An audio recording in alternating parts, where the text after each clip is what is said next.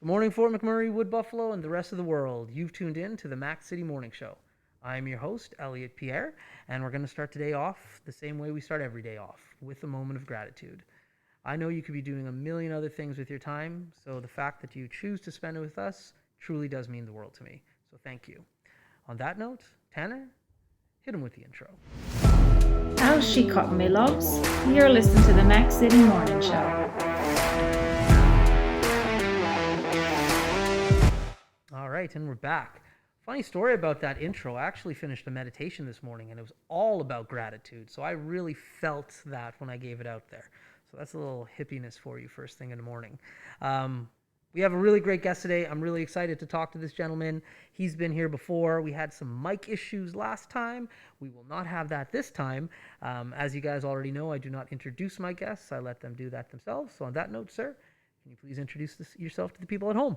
Yeah, for sure. Local Fort McMurrian, Jeff Batchelor, car sales guy and active community member. There we go. Car sales guy. Okay, now you're here to talk about something completely different than car sales stuff today, and I'm excited about it. You wrote a book. So let's tell the people at home about this book. Yeah, certainly. So last time we came on the show, I think you and I pinballed all over the place with all the things that we could talk about, That's right. things that I'm involved with up here in Fort McMurray. Yeah. But in the 2018 calendar year, I filmed and posted a new YouTube video each and every single day about self-improvement. That's right. It got national media coverage. I was on the news. I did motivational talks at schools. And 2 years after those videos went live and I made that series, I felt like I needed to bookmark it in some way. I had to kind of create an ending to the story in a way. Okay. I feel like Okay. the videos kind of just dropped off and Yeah. that was it. Right. So I wrote a book and got it published. It's on Amazon. It's available worldwide. Yeah, it's a really nice, fun, little quick read, and I hope it gives everybody the pick me up if they're looking for one. That's really cool. So, in regards to writing a book, like, how did you even start? Have you written before? Like, I'm fascinated with individuals who can put their thoughts on paper because I can't do it. It's something I can't do, so I admire it. So, what was your process for this? Yeah, so spoiler alert, I'm going to ruin a bit of the ending of the book for you because you learn in the book that I've actually not read a book. The first book I ever really read was my own book, front to back. Really? I basically always skimmed through textbooks in high school and university, never really completed them. And growing up for book reports, because there was no internet when I grew up, I would just made up books. It was easier for me to invent a book than to read a book. I get Okay. through 2 or 3 pages, my mind wanders, and I've never successfully read a book. Okay. And so writing one was something that I always thought I wanted to do. Right. And to write this book, believe it or not, I locked myself in a room for 12 hours. I got up at 6 a.m., went to the gym, came back at 7, sat in a room, told my wife not to bother me for 12 hours, finished the book, wrote it, sent it off to the publisher, and she was done in a day. Wow, that's amazing. So, did you write with a pen and paper? Did you type or did you talk into a microphone? How did you do this? Nope, all typed just on a laptop in a small, tiny little room in my wife and mine's last place. Yeah, yeah, yeah. And that was it. I had the calendars that I used to film all the videos. Right. So when I filmed the videos, I wrote it out on a 360-day calendar, what the topics were each day. That's right. So just staring at the wall of all the video topics that I did, Right. I spat this all out into the book with just like the lessons and the hardships and the reasons for even going on that mission are all summed up into this book, really quick and short form. That is so cool. So anybody can do it. Absolutely, which goes right back to the whole point of that adventure that started, is that we Yeah. are way more capable when we think. The book is called A Model of Possibilities, Yeah, yeah, which is yeah. exactly being an example of what is possible. That So is cool. writing that book in one day is just proof that some things can be accomplished, whether you think they're doable or not. And sometimes you just got to lock yourself in a room for 12 hours to get it done. That is so cool and inspirational. Seriously. That is amazing. See, like, and this is the fun thing about this show is I go out of my way not to ask these questions and not to talk to you before we film. So my reactions are completely genuine to the audience. They're learning about things as I am. And that is like super inspirational, man. Uh, Wow. Yeah, and that's the impression I hope people get from reading it. So I know I gave a little bit of a spoiler alert because you learned that in the last chapter of the book is that I wrote it all in one day. Yeah. But I just gave you your copy this morning, so you haven't had a chance to read it No. yet. But I'm sure you'll probably want to bring me back again after you finish reading the book. Listen, I'm gonna read it, and what I like about it is it's nice and short. I love digesting books. I really do like reading. When I use reading, and I put air quotes in there, because I listen audiobooks. And I used to read, and I have some of my books here. I used to read books, but it's just quicker to listen to audiobooks. I can run, I can drive, I can digest it faster by listening to it. Yep. But I will read this book, and I will get back to you on it. So I'm excited about it. Awesome. That is so cool, man. Good for you. So as I was flipping through the book while the camera's on there, I saw a picture, and it looked like you're here in Thailand. I'm assuming that's Thailand there. Yeah, absolutely. So what was that about?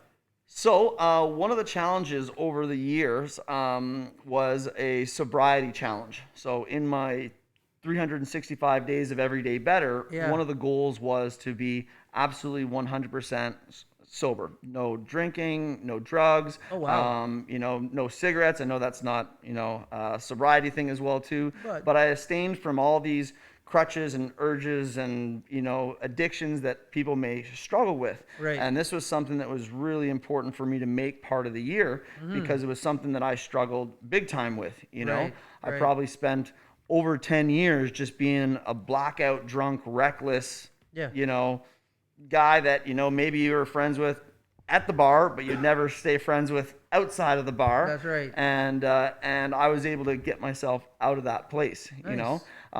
And still able to go to Thailand and have the best time of my life at a full moon party, which most people would think would only be enjoyable, either intoxicated or under some sort of inebriation or whatever else it was. And, That's right. doing events and activities and things like this in a complete sober state of mind is honestly the most heightened way to do it, because wouldn't you love to wake up and remember that event? Wouldn't you like to be able to go back to a place where you can, sense the senses, and remember how warm that sunlight, that sun felt when it came up after a all-night party, and know what it smelled like in the air, and be able to remember the color of that girl's eyes you were dancing with, and it was just a new way to really experience the best parts of life was in this sober way. So that picture kind of highlights some of the fun things that can still be done. Cool. When you're sober.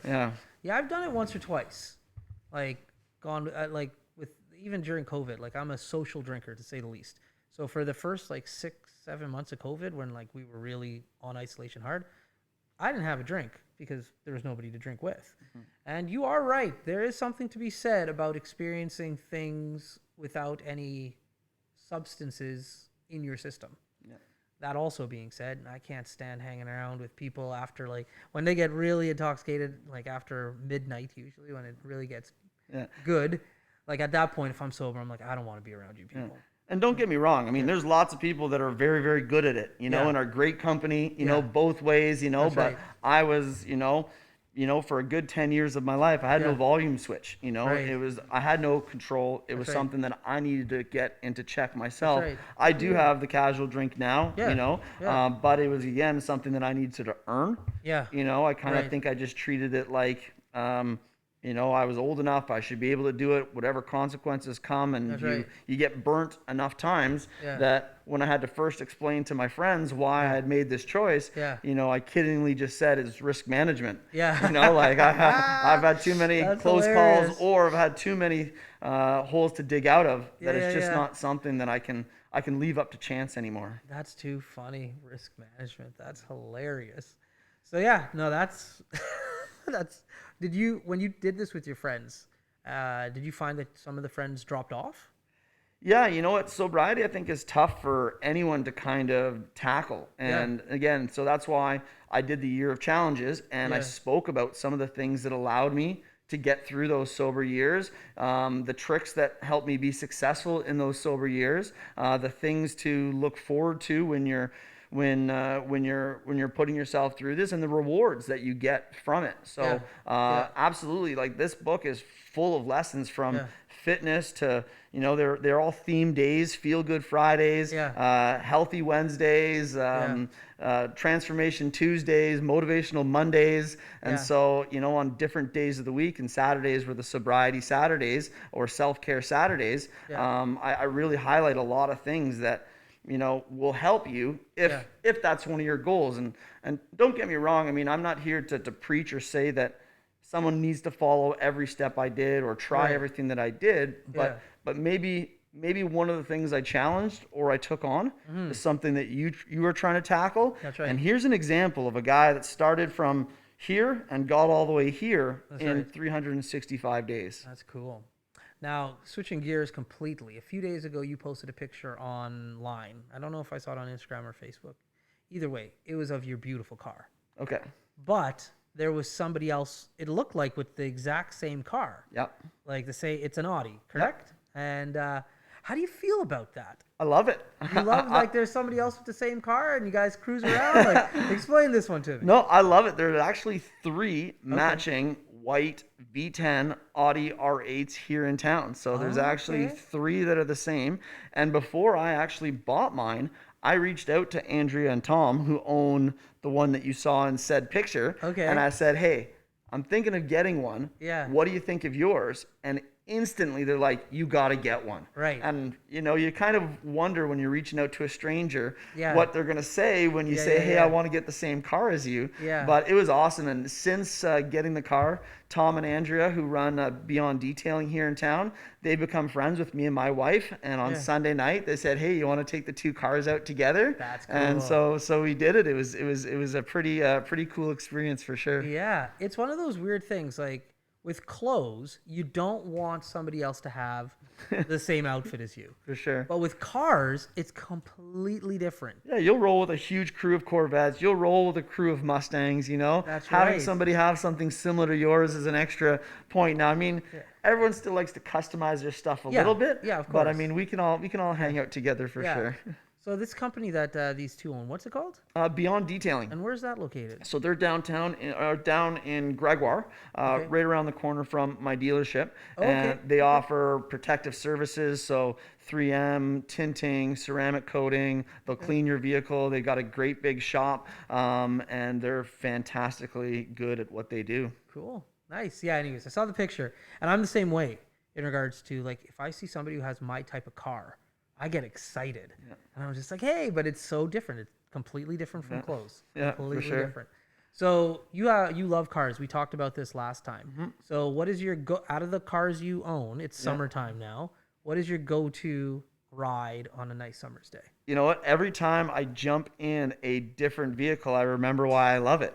So I like to think that I have a favorite, but I fall in love with each of my cars each and every single day. Nice. It's the summer, so I rip the roof and the doors and everything off my Wrangler. Yeah. I finally now have a garage, so I can leave all that stuff off. Right. And just tuck it away in the garage for the bad weather. Nice. And then, when it's nice out, you just pull it out of the garage. You don't have to worry about taking the roof or the doors off. So That's awesome. I mean, in the summer, I've got 3 awesome weapons to hit the road with, and That's awesome. I can't give you an answer that I have a favorite. Okay. Well, I got another car question. Yeah. My brother-in-law asked me this question last time I was hanging out with him in Calgary.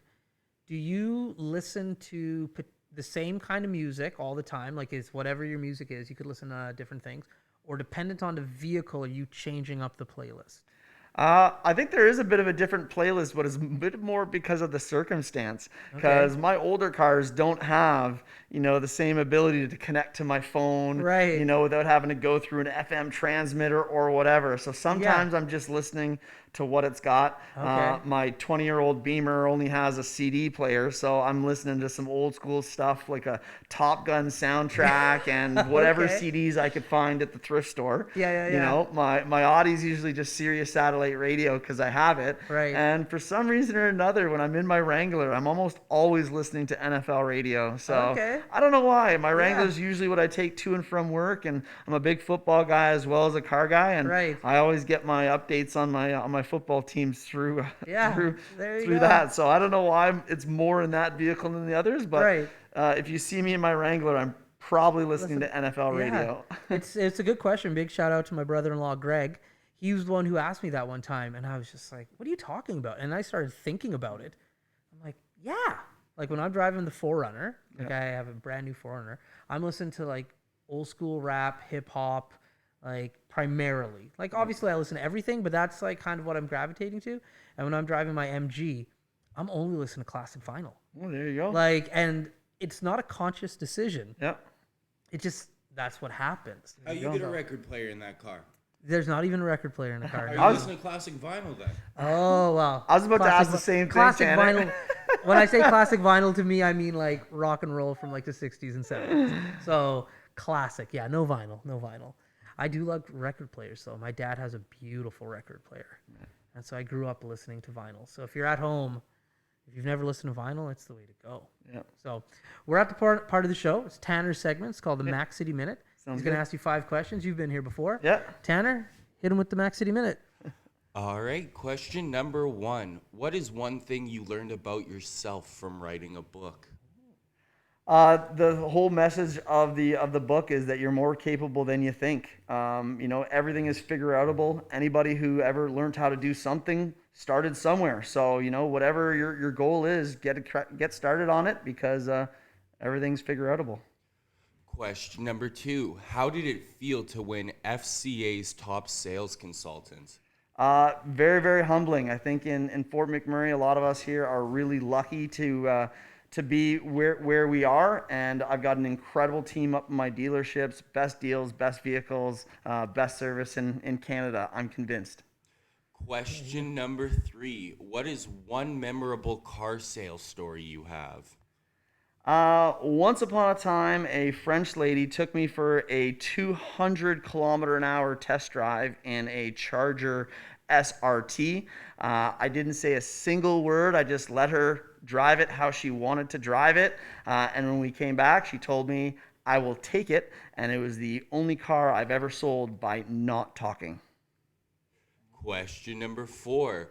What is a standout favorite video from your 365 video challenge? You know what? The funniest one is the one that I titled, I Quit. It had the most views out of any of the videos that I posted, which just goes to show how much people want to see you fail rather than see you succeed. But I posted that video on April Fool's Day, and I sure got a lot of people. Oh, there we go. And your final question, what was your best moment from working with S-Trip?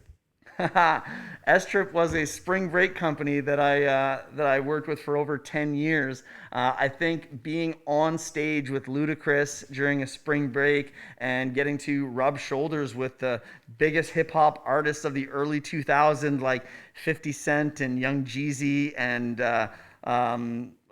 Rich Boy, like names that probably most people won't recognize, but all those hip hop artists of the early 2000s were all in Cancun, and I was there putting on their concerts and introducing them on stage. And those have been your 5 questions. Rich Boy, throw some D's on it. Yeah, and he was at the concert that we did with him. Yeah. We had paid money for him to actually perform at our S-Trip event, and he showed up in no condition to perform and actually fell off the front of the stage and got carried away, and we couldn't even continue the show, and then just some DJ just took over. Right. So Rich Boy throw some D's on that. Yeah. Made a pretty big fool of himself, and kind of was a interesting night, you know. Wow. Yeah, especially when, you know, we also didn't really want to pay him, but he was already paid, and this was the performance. That's right. Yeah, that was a whole different era of Jeff. Thanks, Tanner, for the throwback. Wow. before I moved to Fort McMurray, and before I worked in the restaurant industry, and way back, I spent 10 years running spring break. That's So cool. living in Cancun a month or 2 months of the year, going to Dominican, Cuba, Bahamas, you know, Yeah. everywhere. That was my job. That's awesome. That's not a bad job, man. Not too bad. Yeah, I went to Cancun for my stag. And on the second day, and I'd never seen him before. My favorite rapper, Snoop Dogg. Yeah. Cancun, Mexico, spring break. Oh my gosh. It was unbelievable. And what happened was I don't know the venue he was at, but there was 10 of us that went on this stag. And at around 1 a.m, half the crew was just like, he's not coming. We got scammed. Yeah. Like, we're leaving. So the 5 left. Yeah. And I was just like, you know what? This is a good party anyways. Yeah. There's thousands of people here. Like, I'm staying. And 5 people stayed with me. And around 2:15, Snoop came on stage. Yeah. And he performed till like 6 a.m. Yeah. And he brought Daz and Corrupt, the Dog Pound. Like, they were all there. It wasn't just him. 100%. Oh my gosh. I remember going back to the hotel in the morning and waking up some of the boys, and they were salty that they had left. So Well, and that's the thing, is that Cancun in spring break, everybody was there, you know? So what we did really well is that we leached artists from other spring break events. Oh. So some spring break company from the States might pay 25 grand to have 50 Cent do their show. Right. And we'd say, hey, can we give you 5 or 10? Just come over for 15 minutes or just for 25 minutes. You're already here. We don't got to pay your rider. We don't got to take care of your hotels. We don't got to do your flight. Yeah. We can just tell our students that we had this event and had this cameo. And we did that, you know, for years. You know, years and years we were having awesome artists perform at our things, and we were paying fractions of what anybody else was. that is so cool. That's a whole nother episode. You're coming back. Like, Tanner already hit his watch, so I know we're at the end. You're coming back, and I just want to talk about that for the full 20 minutes. Okay, before you take off, man, time of the episode, shameless plug. For sure. What you got? So, Elliot brought me in for my book. It's available online, www.everydaybetter.ca, or right here in town at Lifeforce. Kate Stuvey's got a bunch of copies up in her store, so you can go visit Lifeforce and the awesome business that she runs and grab your hard copy right there, or come up and see me at Legacy Dodge. I've always got a couple sitting on my desk to give out to customers as well. Very cool. Well, thank you very much for coming, man. That's awesome. And big bet. shout out to Kate. I'm going there today to get my vitamins. So, yeah, I love Life Force. Yep. So, anyways, everybody at home, that's another episode of the Mac City Morning Show. Thank you very much for tuning in. It truly does mean the world to me. Hopefully you're having a great day, and we'll see you tomorrow. Peace. I said this. It's another Mac City Morning Show done. It's so ballistic!